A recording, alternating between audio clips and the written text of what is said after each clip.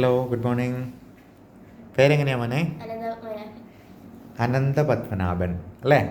എവിടെയാ വീട്? ആലപ്പുഴ. എന്തൊക്കെ പ്രശ്നങ്ങളായിട്ടായിരുന്നു വന്നേ? പനി, ശ്വാസം മുട്ടല്, ഇന്ന് തുമ്മല്, രാവിലെ എഴുന്നേൽക്കുമ്പോൾ ഭയങ്കരമായിട്ട് തുമ്മല്, അങ്ങനെയായിരുന്നു ഇവിടെ. ശ്വാസം മുട്ടലുണ്ടായിരുന്നു. ശ്വാസം മുട്ടൽ നല്ലതായിട്ടുണ്ടായിരുന്നു. അന്ന് ആദ്യം വന്നപ്പോൾ ഞാൻ ഓർക്കുന്നുണ്ട്, നെഞ്ചിനകത്തുനിന്ന് ഇടിവെട്ടും പേമാരിയായിരുന്നു. നല്ല കഫവും കാര്യങ്ങളും ഒക്കെ ആയിരുന്നു. അപ്പം ഇവിടെ വന്നതിന് ശേഷം നല്ല മാറ്റമുണ്ട്. ഒരു 90% മാറിയിട്ടുണ്ട്.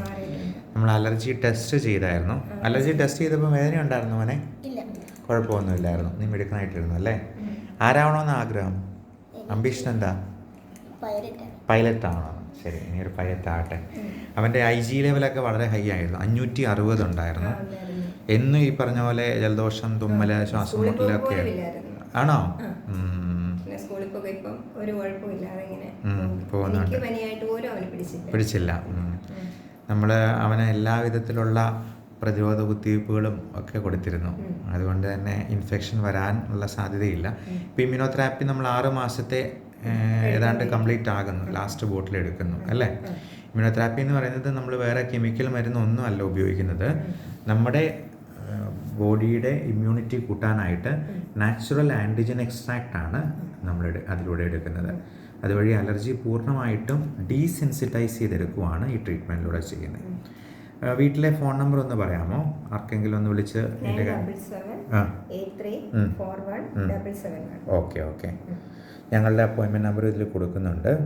ആർക്കെങ്കിലും ആവശ്യമുണ്ടെന്നുണ്ടെങ്കിൽ ചോദിക്കാനായിട്ട് 8877116672 എന്നുള്ള നമ്പറിൽ അലർജിന്നൊന്ന് വാട്സപ്പ് ചെയ്തെന്നാലും അതിനെക്കുറിച്ച് പറഞ്ഞു കൊടുക്കുന്നതാണ്. എന്തായാലും നിങ്ങളുടെ എക്സ്പീരിയൻസ് ഒരുപാട് പേർക്ക് ഉപകാരപ്പെടട്ടെ. അപ്പോൾ പൈലറ്റ് അനന്ത് പത്മനാഭൻ എന്ന് കാണാൻ പറ്റട്ടെ കേട്ടോ. ഓക്കേടാ, താങ്ക് യു. അവരുടെ ഒരു ചേച്ചിക്കും ഇതേ അലർജി പ്രശ്നമുണ്ടല്ലേ? അതിനും പനിയും ശ്വാസം മുട്ടലില്ല, പക്ഷെ തുമ്മലുണ്ട്. രാവിലെ എഴുന്നേൽക്കുമ്പോൾ തുമ്മലും കാര്യങ്ങളും. അപ്പോൾ ചേച്ചിയും ഡൽഹിയിലാണ് പഠിക്കുന്നത്. എന്തിനാ പഠിക്കുന്നത്? ഡിഗ്രിക്ക്. ഓക്കെ. അപ്പോൾ ഇവിടെ വരുമ്പോഴത്തേക്കും ഒന്ന് കാണാനായിട്ടിരിക്കുന്നു. ഓക്കെ.